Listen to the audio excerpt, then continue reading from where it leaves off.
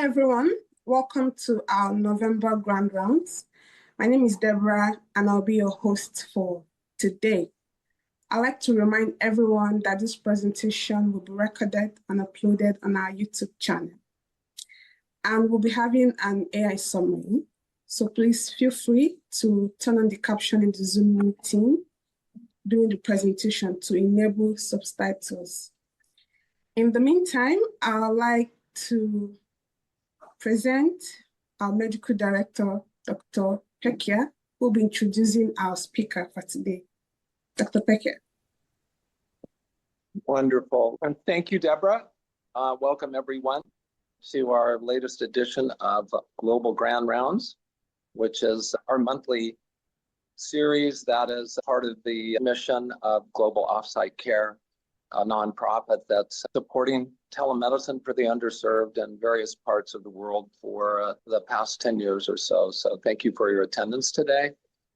And I'm honored to introduce Dr. Anita Nelson, MD, our speaker today. She has kindly agreed to share with us her experience and on this particular topic of expertise in her field of obstetrics and gynecology.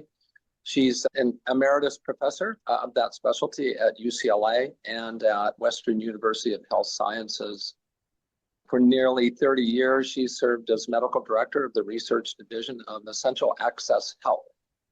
That group's one of the founding members of the NIH, the National Institute of Health's contraceptive network, and has conducted phase 2 through phase 4 trials for a wide array of female and male contraceptive methods. Altogether, she's been responsible for close to $68 million of U.S. research grants and has published over 270 articles in professional journals, 80 chapters, and over 175 abstracts. And amazingly enough, she has also given 3,200 CME lectures. This one perhaps to become 3,201.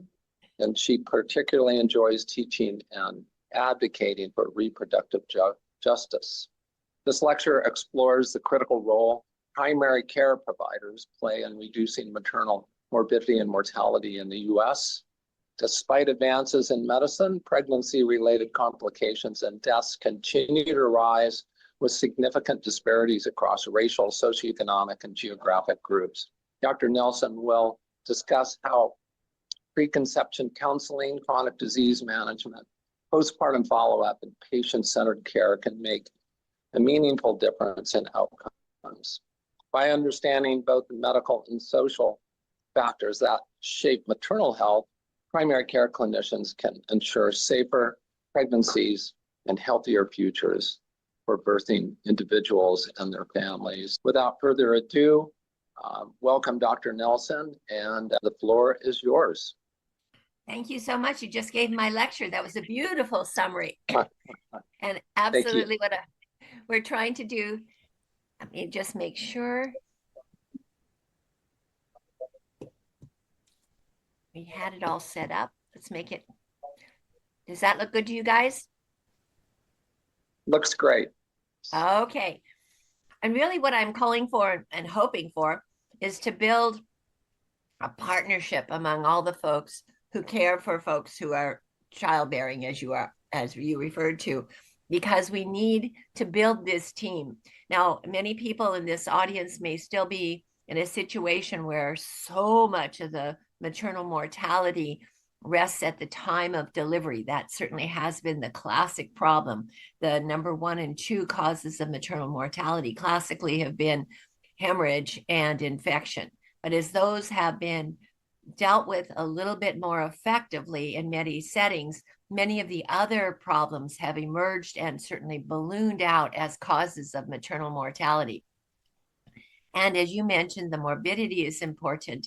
And I think if we think of pregnancy as a stress test and many of the problems that emerge during pregnancy then manifest themselves later in life. And this can be very important to long-term health in women too.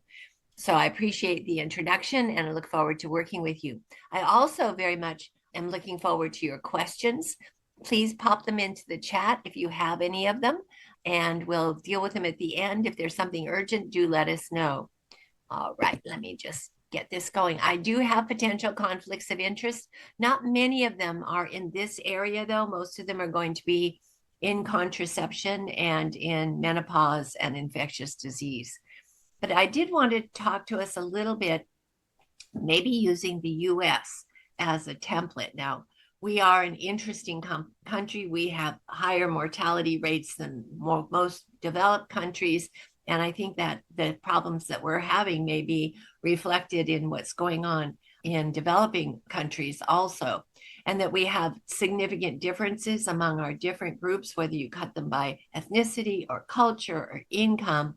We've seen substantial differences. And so I think those subgroups can be very instructive for people around the world.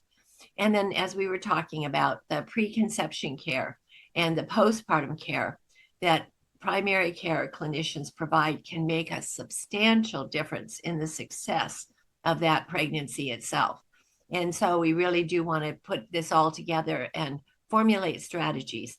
Now, in different medical systems, women receive obstetrical care by different specialties. So that in some countries, we're talking about midwives taking care of a lot of the pregnancy issues and bringing in the consultants only when they're needed.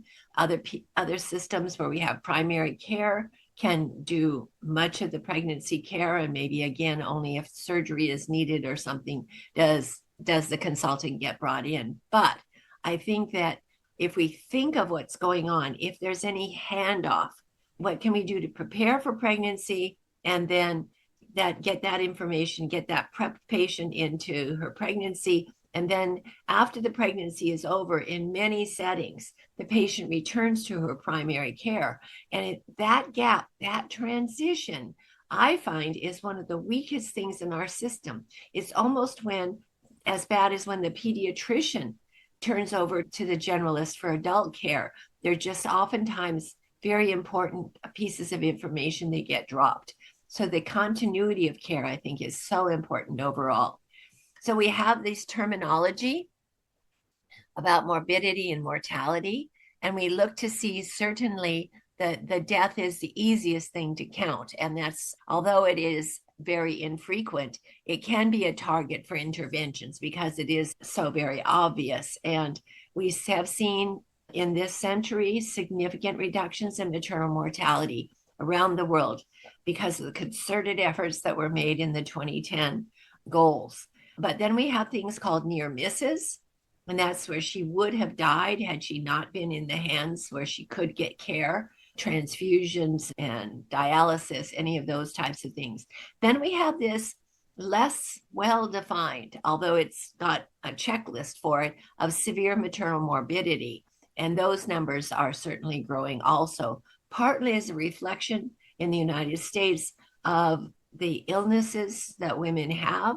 And the big one that we think about is high BMIs and all of the subsequent medical problems that are attended with that. And then I think around the world, we've seen a delay in childbearing so that older women oftentimes have more complicated pregnancies. It's almost bimodal. We have the adolescent pregnancy issues, and then we have the older women. And those healthy women that used to do most of the childbearing are less often having babies, so that the issues at the two extremes are becoming more important. So I was just showing you the issues here. Now, worldwide maternal mortality, I showed you that the downward trend, just remarkable how some of the countries that had the highest maternal mortality ratios have really made substantial differences. Sierra Leone cut in half its maternal mortality rates. But against the grain there is the United States, where we saw a significant increase. So we're not necessarily ones to be telling people what to do, right? But I think that this is the overall picture, and we need to make a difference. And we're really closely linking our system to try to improve it. Now, our numbers are low at baseline, and you save a lot more lives when you go to Sierra Leone and make that huge impact. But to keep that, finding out what was successful and what makes it happen we can look at any of these. And if we look at the United States, we might have some instructions on how not to do it. We heard earlier that there are differences in mortality rates, and classically in the United States, that has definitely been true, that we look to see the ratios of mortality overall. We can see that we had that increase over time, and some of that was definitional. I have to admit that, because we now consider mortality out to the first year as being important. And I'm going to show you why that is so great. And then we can look at the different ethnic groups, and you see these huge gaps between every single year. And it almost looks as if the differences are growing altogether. Highest in the United States among all developed countries. And we see the rates are higher in Hispanic birthing people compared to non-Hispanic whites, and certainly the non-Hispanic Black women are most at risk in this country. And as I said, by age, the more we delay pregnancy, the riskier it gets. Women over 40 certainly have had an increase in the risk altogether. Now, this is what I wanted to talk about. This really tells us an important message, and certainly about the role of primary care after the patient has delivered her baby and she goes back into her routine care. We can see that over half of the deaths that are attributable, what we're calling now pregnancy-related deaths, occur more than a week after the delivery. Now, we certainly see a lot of deaths that during pregnancy and during delivery itself, and we need to keep our efforts up on trying to improve those. But to look to see that a third of the pregnancy-related deaths are going to be more than 6 weeks after she's delivered the baby, and she may be back in primary care. So really making sure that handoff is correct, so that primary care can know the problems the patient face and anticipate the extra care she might need. There we go. And just another issue is how important violence is in maternal mortality. And we know that a history of mental health or substance abuse increases this risk, but to look to see suicide and homicide contribute majorly to maternal mortality rates. This is very terrifying. I think we all recognize that pregnancy is a time of vulnerability in relationships. And the sad thing is that so many of these are a result of intimate patient partner violence. And to make sure that patients really are investigated for this, and that we try to provide safer havens for them. And here we have intimate partner violence and the outcomes that we get. We have 5.4% in the United States with a live birth report experience intimate partner violence during pregnancy, and that all of those types are associated with an increase in the risk of postpartum depression, substance use, and during pregnancy itself, the risk of delayed or no prenatal care, and then the impact on the outcome of the pregnancy, a higher risk for low birth weight babies, and certainly violence increases IUGR by direct pathways. Drug overdose in the United States played an important role. We can see it was about 1 in 7 maternal deaths related to that altogether. And we have seen an increase over that 3-year period of mortality from that, cumulative mortality from that. And in our situations, fentanyl and heroin. In your situations, you may have different agents, or hopefully you don't have as many. But I think that if we begin to examine what's going on, we begin to see that this can present a real problem. And in our setting, and I bet you it's in many of yours, that pregnant women face even greater barriers to accessing rehabilitation programs during pregnancy. And we actually had to fight to change the law that said that women who were, say, high when they were incarcerated needed medical attention if they were pregnant to do the withdrawal, because there were so many stillborns as a result of detoxing, if you will, acutely in jail. And so carving that out as a particularly vulnerable population in our justice system and getting them at least the acute care that they needed as they were coming down so that we could protect the health of the pregnancy was there. And we have, as I mentioned, tremendous diversity in our areas. And I'm sure you have similar things in yours. Your green colors may be different. But in some states, the maternal mortality rates have really plunged. And in my state of California, that is true partly, well, in a great sense, because of the concerted efforts that have been made to standardize the protocols across the state in all of the obstetrical facilities, particularly for issues around maternal hemorrhage and the care for preeclampsia, eclampsia.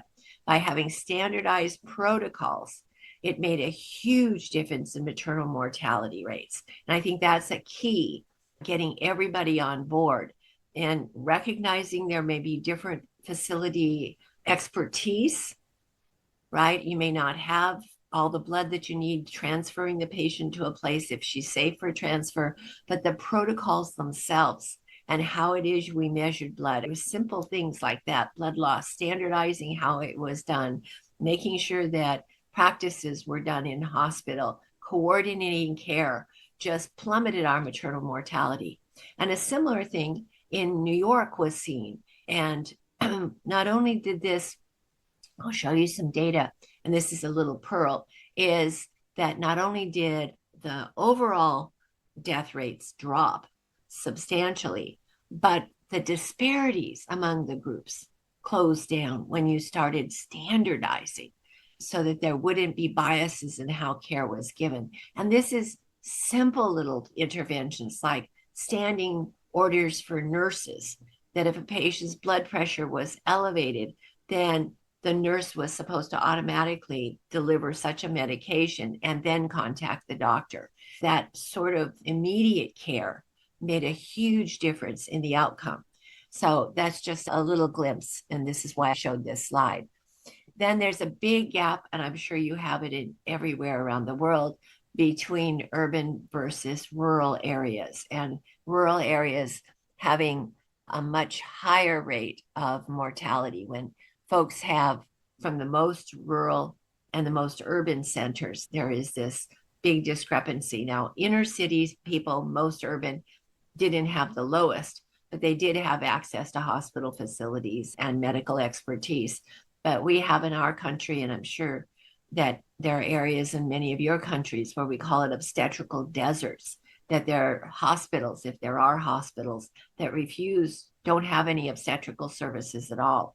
So we've seen this reflected in an increase in home births.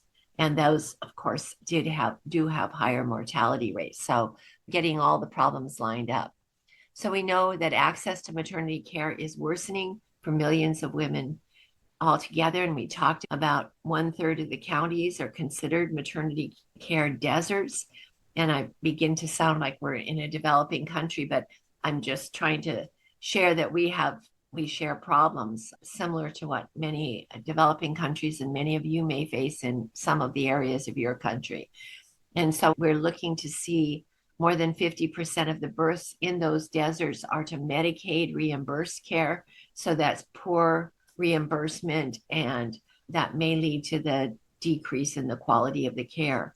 But certainly that population has a lot higher intrinsic risks. So you've got infrequent access to care, and you've got the high risk population seeking care only in those facilities. And we can see that all comes together.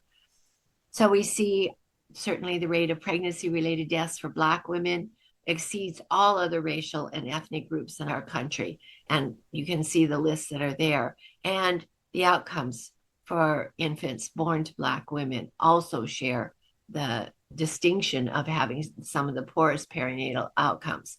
So very important for us to close those gaps that we heard about as an issue.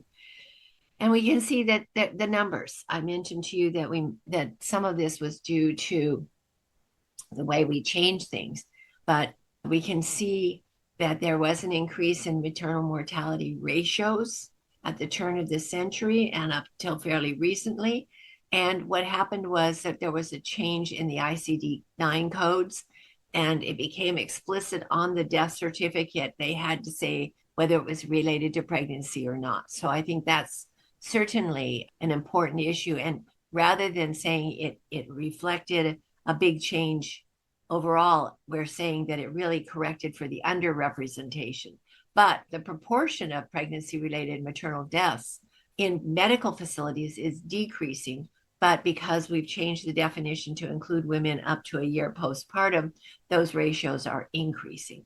So the point here is that it highlights the importance of death occurring outside of the medical facilities and how important it is as a contributor to maternal mortality. And it, again, the subnote there is it may be outside the care of the obstetrician, and making sure that the primary care is a way of dealing with this.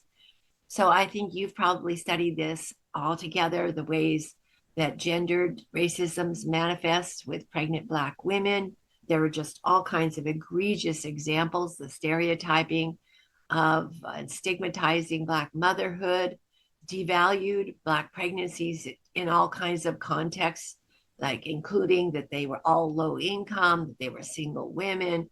And definitely it's very difficult for a pregnant Black woman to go into public places where the stigma is so very prevalent. And that's going to add stress. And we know stress really contributes in a major way to poor outcomes of pregnancy.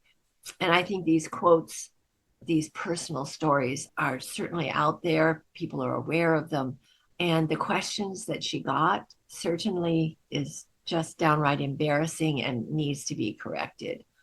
And this is the story that I was telling you about in New York City from an obstetrical standpoint. And that is that in every facility, even the ones that had very low birth rate, that death rates, and we can see the spectrum there, that even within the best of the institutions, there was a discrepancy between women, Black women's outcomes and other, particularly Caucasian women's outcomes. All right. And here we have, it's not only the mother, but it's the fetal outcomes. We can look at those differences we talked about and different selected characteristics. Overall, the fetal mortality rates did certainly increase with maternal age and with high birth rates and by ages. So there are certainly a lot of challenges to obstetrical outcomes. And this, I think, highlights where it is we can come together. Pregnancy planning is not standard. Pregnancy preparation is even less standard. So women are not aware of the health risks of pregnancy. It's a natural thing. Why should they have to get ready for it? I think the introduction of prenatal vitamins with folic acid may have alerted some clinicians to ask women to please prepare for at least don't get pregnant for a month or 3 before you get your folic acid levels up. That preconception care is rarely provided. We recognize that many pregnancies that are wanted or maybe planned are not prepared for. And it's just so very important. But we've had some good tools come in that help us in prenatal care just in the last couple of years. The introduction of cell-free DNA, detailed ultrasound really highlights and identifies the high-risk patients, and it can also reassure those who might have been more concerned. We can see all of these other issues, but the lack of standardization of care certainly allows for bias, and the lack of long-term follow-up of health problems revealed during pregnancy is incredibly important. And it's at both ends of these pregnancies. Even if you don't do pregnancy care, being on either side can really make a big difference. So our CDC did suggest and very concretely what needs to be done before pregnancy happens, because it can make the outcomes so much more successful. So that people needed to be aware that they were susceptible to it, that couples needed to have reproductive plans, and that all pregnancies are intended and planned. And I would add and prepared for, but I think they assume that with planned, and just other things that are there, that access to care is there. Knowledge. I mentioned this. We did a survey, 248 non-pregnant women, And we asked them, it was disguised in a way, but what were the health risks of pregnancy? And over a quarter of them could not name one single health risk with pregnancy. Some mentioned miscarriage, some mentioned ectopic pregnancy, but to get to the high blood pressure, the preeclampsia, the hemorrhage, all of those really life-threatening issues very rarely were there. And when we gave them a list, a very short list, and said, check the ones that happened, increased risk in pregnancy, you can see only 13% of them recognized that all the risks listed on that question were increased in pregnancy. And it was really shocking to me as a contraceptor that 3 out of 4 thought that the pill was more hazardous to a woman's health than pregnancy. And that just blows my mind, but I'm sure you've run into that together. All right. And then we had some more, again, studies that we did in pregnant people and their partners, and the numbers were very similar altogether. So certainly, and this is, I've highlighted it, that all of the primary care providers that we have around the world who care for pregnant people, pregnancy capable people, should be able to provide preconception care and really should get on board with the patient to have her recognize she needs to get spiffed for pregnancy. Her health needs to be optimized if she's going to get the best outcomes altogether. And I think that what's really interesting when we look at our experience in the United States is the people who are most likely to get preconception care, thorough preconception care, are the people who have difficulty conceiving, that the infertility doctors have time to work with the women and make sure, and the couples altogether, that the environment that the pregnancy is going to take place in is optimized. And definitely the factors that need to be covered as part of preconception care is so important, and the timing makes such a big difference. So what can we do for patient-centered care? I think clearly we don't want to pass judgment. No, you shouldn't get pregnant. It's not up to us. But as health people in our little white coats, we can be recommending health interventions and suggesting lifestyle changes and maybe doing testing for them.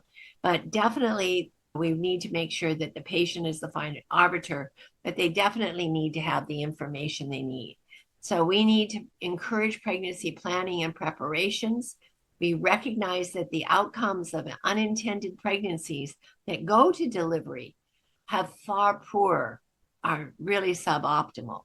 Now, unfortunately, we don't have any data about planned and prepared for pregnancies because they're so very slim, but it is interesting. So screening people, do you want to become pregnant in the next year?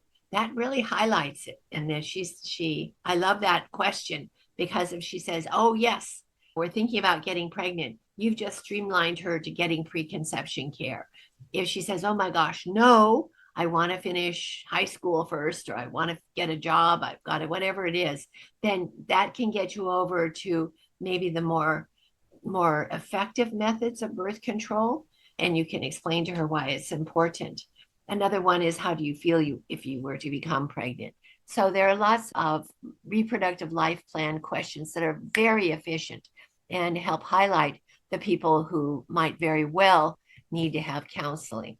Folic acid, I think we're all knowing that this is incredibly important, even in some of the lower risk populations, just 1 to 3 months before conception and at least through the first 28 days of the pregnancy while the neural tube is forming, making sure that women have adequate folate can reduce neural tube defects at a very high rate. And it's such a terrible outcome that it really deserves, even though you have to have a large number of people to treat to prevent one case, the devastation of that diagnosis and the impact on the newborn or the pregnancy itself can be certainly justifies this very harmless intervention altogether.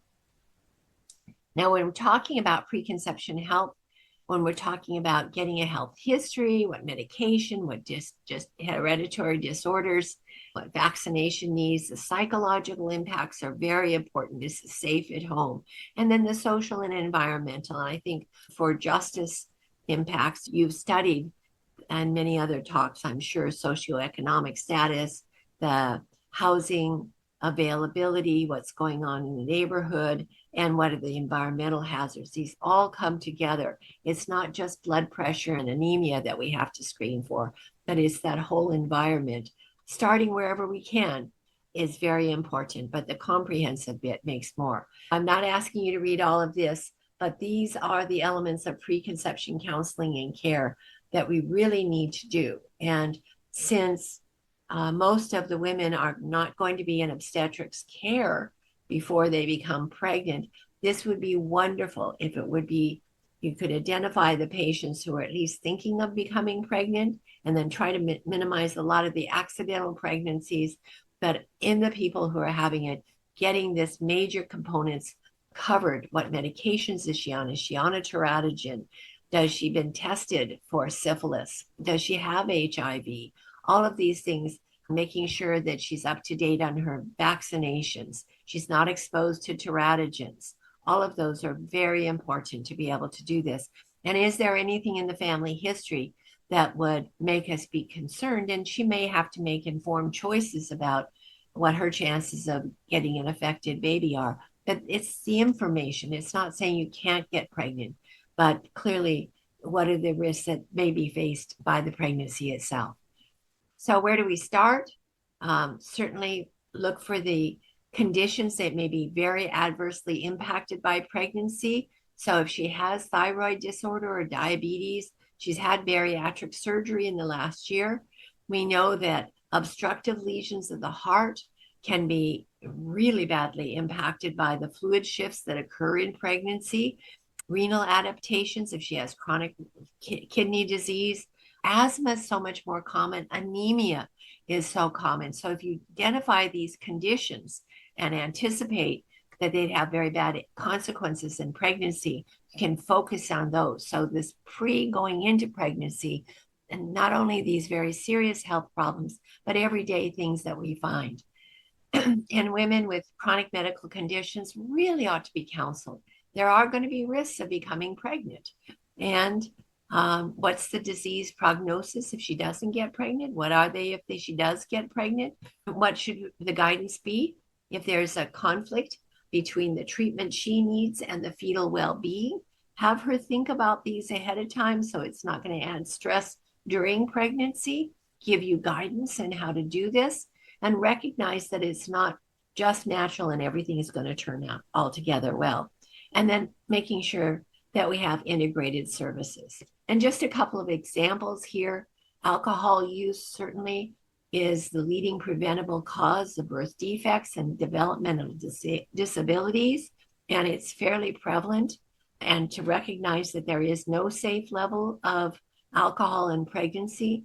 And in some countries, the religious beliefs protect women from this, but it may not be universal.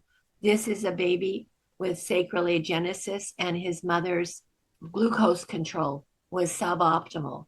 And to recognize that women with diabetes really need to work hard to get into the sugars, the fastings less than 100 and 2 hours less than 120 really is quite a change from normal care. And it takes a lot of work, but if they do the work, we can have a significant reduction. In fact, in women with pre-existing diabetes who achieve obstetrical glucose control before conception, their risk of having major congenital anomalies is less than that of the general population.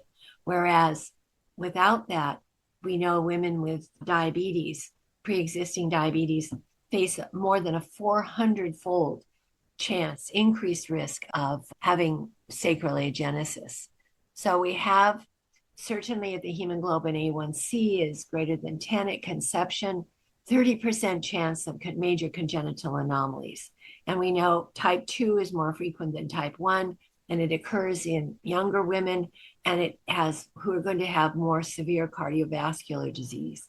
We know that maternal complications in the face of diabetes certainly affects all aspects of the maternal control, her own vascular complications, and then with pregnancy, much higher risk for pregnancy-induced hypertension and all of these other issues that are there. The fetus, definitely spontaneous abortion. If we remember that before the introduction of anemia, women who had juvenile onset of diabetes usually didn't live to the times where they could become pregnant, but the record was clear that no woman who did get pregnant who had juvenile diabetes ever delivered a live birth, and that nearly 1/3 of those women died in pregnancy. We can see that we've come a long way with the tools that we have, but that's only during pregnancy that we've made those differences. If we look to see what can we do before pregnancy, we can see that we can very much reduce the fetal risks here. And it really warrants the care. In fact, our diabetic women, the women with diabetes, are really our poster children for preconception care. And there we have just a recent study showing us the high rate of congenital anomalies and how it's so proportional to hemoglobin A1C levels in the first trimester when they first came in. And the thought here is glucose is a teratogen, and we really need to have women understand that and be prepared. And here we have the birth defects. Again, another study just showing you that it makes a big difference. And this is type 1 diabetes. Moving on to hypertensive disorders in pregnancy, with that whole spectrum available to us today, and that we know that cardiovascular disease today, at least in our country, is the leading cause of maternal mortality, and that we know the increasing prevalence before pregnancy of obesity and hypertension and diabetes has certainly increased, which makes pregnancy even more hazardous. And as I said, pregnancy places a substantial physiologic stress on the cardiovascular system, and it can lead to ischemic placental disease that can actually foreshadow the woman's future cardiovascular disease. So we see it's very prevalent, that we can see that maternal hypertension, we get maybe 1/3 of the women have superimposed preeclampsia, and that we have significant poor outcomes as a result. And here's, in my country, an increase in hypertensive disorders in pregnancy. We need for women who have diabetes or hypertension, they need to be taken off their ACE inhibitors and their ARBs before they become pregnant because of the CNS problems that can develop and cardiac problems. That we know that risk factors for developing hypertensive disorders in pregnancy, we can see older age, African American heritage, and then preconceptional diabetes or gestational diabetes. And we know that 50% of chronic hypertensives with superimposed preeclampsia will have significant intrauterine growth retardation and even preterm birth. So we need to make sure that we're protecting these. Well, after preconception, what's new, and I'm just very quickly going to brief review, we've had new approaches to obstetrical care, new tools and new tests for it, and a better appreciation for the mother's perception of her care. So we've individualized the care on basic needs, and the point I made earlier about standardized protocols for the management of hemorrhage and preeclampsia and other things have made a big difference. And to have Dr. Main and all those people, this is some of the outcomes that we had from Dr. Main's work here in California, that California's death rate was cut in half by the introduction of these quality of care interventions. And our care rates were comparable to countries in Western Europe. And that's not what's known for the rest of the United States. So simple interventions using protocols can make a big difference. And then Illinois did the same thing. I'm just going to flip through these. You're welcome to look at them later. But again, important protocols were introduced and they had quality of care programs that were due. Maternity cares, we have to look at 20% of women reported being mistreated during maternity care. And that's just amazing and unacceptable. Discrimination was also reported. And that as a result, many of the mothers reported holding back from asking questions or discussing concerns with their providers because they felt intimidated. And I think that's a black eye on us. This mirror really helps us know. And then the whole importance of birth trauma, and to realize that's not something that we can define. It's something that's defined by the patient. And these are the common themes. She lost control, that there was physical or emotional trauma, and may not be able to avoid some of the interactions that happen in the immediate time of hemorrhage or any of those others. But what we've learned is a quick debriefing, help her understand what was going on, and then be with her to try to reduce the chances of that developing into a longer term postpartum depression or others. So postpartum care, we definitely want to start early as we can. And that's on us in obstetrics. And then those of you who are in primary care who do obstetrics, we need to schedule the patient to be seen no later than 2 to 3 weeks after delivery, because these are the important issues that we cover. The traditional 6-week appointment didn't cover any of those issues, but we realize how important it is.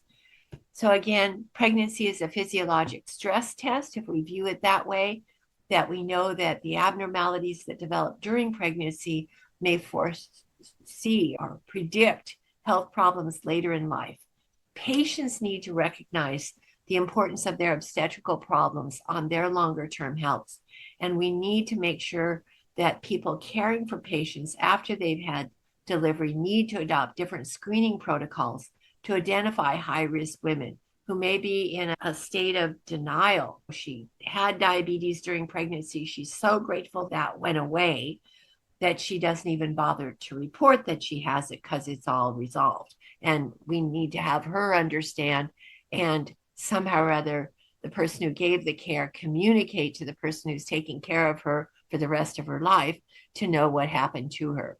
So these are the red flags that at least if we can get the handoffs to include these problems that developed in pregnancy that need long-term care, maybe in the hands of others. But those hypertensive disorders of pregnancies, diabetes in pregnancy, thyroid disorders, renal disorders that developed, and mood disorders. If she did have postpartum depression or postpartum traumatic stress syndrome, those are predictive of even worse outcomes later for her. So perinatal depression that we talked about, followed for a median of 7 years, we can see that the risk of suicide was elevated in that population. So knowing that she had depression or postpartum depression may be very important to the long-term care of her. We know gestational diabetes has a very high risk for progression very rapidly postpartum. In studies we've done and others, that within 12 months of postpartum, those screened normal immediately postpartum. So they had their screen 6 weeks postpartum. 14% had overt diabetes by the end of the year, and 4 in 10 had pre-diabetes. So clearly we need to follow those. Yes, it cleared at 6 weeks, and we need to really look at the risk factors that might enhance insulin resistance or insulin demand. We know that hypertensive disorders of pregnancy are associated with a doubling of ischemic heart disease and stroke, heart failure, kidney disease, vascular dementia within 10 years of the pregnancy. Now, the absolute risk is low, but those are devastating outcomes, and the ladies need to be treated as if they have much higher risks for those than the normal population. Unfortunately, we're not doing a good job, even in our gestational diabetics, looking over 50 states, and I don't know what the condition is in yours, but 75% of the women who were diagnosed in pregnancy with gestational diabetes had no screening at all to find out if they were pre-gestational that hadn't been diagnosed, or if they converted to diabetes during pregnancy or during that 1 year postpartum. So we're missing a gap. And the issue is, in different regions, we have different follow-ups. And if you use hemoglobin A1C even, it's very interesting that we had discrepancies in those areas too. Now, the 6-week test, now hemoglobin A1C in the immediate postpartum is not a good test because there's a high red blood cell count postpartum, and it underestimates diabetes. So that's why a repeat test down the road, not only was it missing the diagnosis in that first 6 weeks, but many women will advance in the interim too. So keeping a close eye on those ladies. We know that the risk of type 2 diabetes begins very rapidly after delivery. And of the people who saw primary care within 3 months postpartum, only that many, but 92% had ongoing care from a primary, but only 1 in 5 saw primary care in the 3 months postpartum. And certainly, what were the check boxes tied off? And with somebody with gestational diabetes, did she get her postpartum care? Did she get that testing? Do we know what her status is? Very low rates of testing are observed in people having ambulatory care visits. And certainly the patients are afraid. Patient providers have misconceptions. And that transition from pregnancy to postpartum care, we just don't have it all together. So we need to improve that too. So dyslipidemia can be very important development. We see that a lot of people who have gestational diabetes will very early on get metabolic syndrome. In fact, in Canada, annual screening for diabetes is recommended for those who've had GDM in pregnancy. And annual dyslipidemia is recommended after gestational hypertensive disease. And to see how the screening went overall in the screenings, it improved over time with the introduction again of standardized protocols for the care. But they need to get to the people who are caring for the patients. The people caring for the patients need to know that the patient had the problem. And here's the prognosis, the long-term health consequences in those who had diabetes during pregnancy, the rapid progression within 5 years, 70% progressing to type 2 diabetes in 10 years. And that's so much higher than the general population. So the risks of type 2 diabetes are higher with the greatest degrees of glucose intolerance during pregnancy. Again, that stress test. Cardiovascular disease, we know that for the first 3 months after delivery, there's a very vulnerable time. We know most cardiovascular disease deaths occur in the postpartum period. But so many of our patients lose their insurance. They don't come for their postpartum visits, and very few of them get adequate counseling. Now, you may project this onto your system and be able to see whether you have resources for folks who have this. And is that highlighted with her so she's motivated? Are the people we're handing off to knowing what's happening? We can see 40% of maternal deaths occur in that postpartum depression, and 60% were preventable. So we need to build this team. And I love this. Hypertensive disorders of pregnancy remain an untapped opportunity to identify excessive cardiovascular risk in affected women at a time when mitigating that risk during the reproductive years has the potential to improve future pregnancy health, as well as to improve the woman's long-term cardiometabolic health. And I think that should be our mantra as we're talking about reducing not only maternal mortality, but improving quality of care and reducing mortality outside of pregnancy. So hypertensive diseases are very common in pregnancy. We start medication if the blood pressure is elevated, but we have to remember that when she's in the hospital, it's very normal for the blood pressure to drop, and it doesn't often rise again until she's discharged home. So we definitely need to do repeat blood pressure checks postpartum. And certainly we can see that it's not happening very often. And depending upon when the handoff is made, whose bailiwick it's in. So we know that the high rates of progression occur to chronic hypertension or persistent hypertension. We see that 4 in 10 women who had preeclampsia with severe features had persistent hypertension a year postpartum. And we can see those, right? 56 of those with preeclampsia were hypertensive a year later.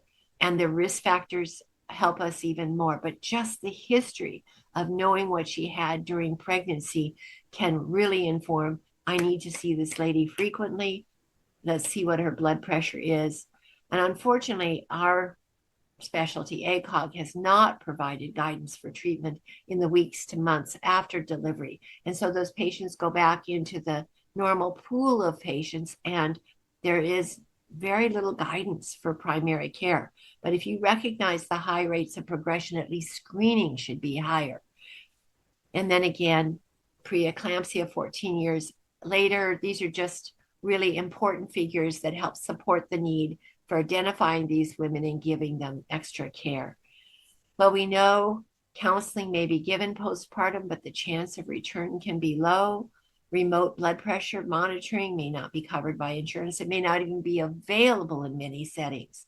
And we know that people who have issues along this way with depression have high rates of postpartum, post-traumatic syndrome.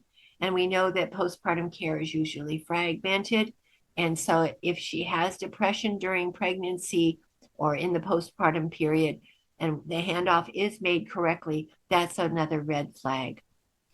So the guidance for hypertension management postpartum, we've had guidance since 2011 in this country. American Heart Association does recommend taking a detailed history, specifically about pregnancy complications. And for those who have had disease in pregnancy, screen them for hypertension, dyslipidemia, and diabetes. And the appropriate lifestyles are there. Remote monitoring can be helpful where it is available. Certainly increases patient engagement when it's there, but we definitely need larger scale studies to really put it, and resources just may not be available everywhere. So our model of care is really this multidisciplinary maternal clinics for women, where we have all of the people involved, and the handoffs at the beginning and the handoffs at the end can be there. And maybe you can toggle those in your own community. But certainly lifestyle counseling and interventions can be very important altogether. And Canada may be a good model for us. They see multiple visits postpartum, and they do a complete workup for cardiovascular risk factors 6 months postpartum. And then we need to address racism and bias. I will take it in the US because of this maternal mortality crisis, that we need to make policy changes, and you can see what in your system may allow and what you may need to do. But improved data collection processes and quality measures concerning the risk factors, and definitely recognizing the social determinants of health have had a invisible adverse impact on women. It just was underappreciated. And then diversifying the perinatal workforce to involve others to support the woman. It's not all on the physician to do it, but try to get help in different ways altogether. So in the United States, maternal morbidity and mortality is on the rise. Many other countries, we've seen a decrease, but the trend has not been to continue that magnificent decline. But we recognize in our areas, and maybe you have yours, disparities by race and economics, urban versus rural standards. We need to have multiple levels of inputs to combat this. Checklists, simulations, multidisciplinary programs, all of these really do help. And then help women prepare for pregnancy and follow them for longer after delivery. And I love this comment: pregnancy is not a 9-month event. We need to do more before and more after. So I'll stop here, and I'd love to take any questions that you might have. Thank you for your attention. Does any of this apply to your settings where you practice? Yes, thank you, Dr. Nelson. Does anyone have any questions? You can just drop them in the chat or indicate by raising of hands. While we're waiting for questions from the audience, I do have a question. You mentioned the higher maternal mortality among Black women and gender racism being the cause of all of that. So I was wondering how primary care physicians can specifically address that. Because it looked like some of the solutions you shared were geared towards women in general. So I wanted to know if there were specific solutions geared to that. I think if we look at the barriers that many Black women have to access to care, that can be important. Surveys have shown us that women are not aware of the risks that they face with pregnancy, and that was particularly true in many Black communities. And we have to build trust. If there is disbelief or lack of trust between the provider and the patient, for whatever basis, that really is not going to be a successful relationship, and the outcome is going to be compromised. So I think there are pieces everywhere that we need to do. And if we can get more information out to women before they get pregnant, so that they can know themselves and take ownership of that. I'm going to get myself healthy, and have guidance for it that's culturally appropriate. I think sometimes when I look at the diets that we recommend for people who have diabetes or high blood pressure, is that appropriate to what she grew up with? And around the world, we need to have different diets. They may have the same principles of health and content, but when we recommend the foods, that just may not relate at all. So small little things that we want to individualize, but standardize across the board the care that we're giving, right? We're not going to decide that we're not going to withhold pain meds from one person and give it to another. That's just not appropriate. And hopefully those are more historical issues than ongoing. But awareness is very important, and working hard to overcome those differences can be very important too. I don't know if that answers your question. Yes, it does. Thank you. So it looks like there is no other question. Okay. Well, let me thank everybody. All of you who stayed in. Yes. Thank you, Dr. Nelson, and a very big thank you to our audience who were able to join us today for this Ground Rounds presentation. So we've come to the end of our time here today. This recording will be uploaded on our YouTube channel in a couple of days. So feel free to go back, rewatch, share, anything generally. But we appreciate your participation and continued interest in the global Ground Rounds. Thank you again, Dr. Nelson. Thank you. Yes, so have a great day, everyone. I hope you enjoy the rest of your day.